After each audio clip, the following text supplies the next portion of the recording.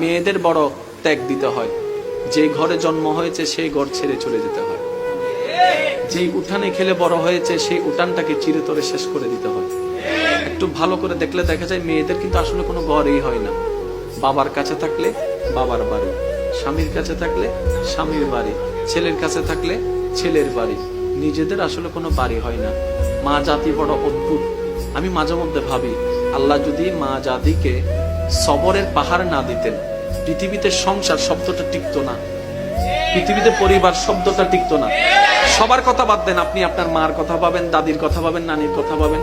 আমাদের মা, আমাদের দাদি, আমাদের নানি যে ত্যাগটা দিয়েছেন, যে সহ্যটা করেছেন, ওনারা যদি অধৈর্য হতেন আজকে কারো পরিবার কিন্তু ঠিক থাকতো না। সেজন্য আল্লাহ পাক তাদের অন্তরকে ধৈর্যের পাহাড় বানিয়ে দিয়েছেন। সুবহানাল্লাহ।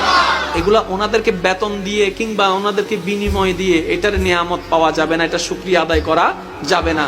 সেজন্য আমি অনুরোধ করব, সন্তানরা মা বাবার প্রতি আন্তরিকতা শ্রদ্ধা রাখুন, স্বামীরা স্ত্রীর প্রতি মায়া ভালোবাসা রাখবেন, মুরব্বীদের প্রতি শ্রদ্ধা রাখবেন।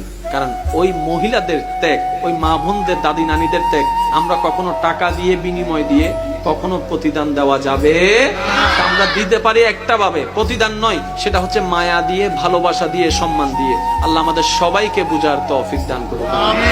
এবার ইমানদার ভাইরা একটু মনোযোগ দিবেন। কষ্ট হচ্ছে আপনাদের? সবকিছু কোরআনে, কোরআনটা আল্লাহ ফিট করে দিলেন নবীর অন্তরে। ঠিক আছে, এই কথাটা একটু মনে রাখবেন। এবার সামনে আসেন।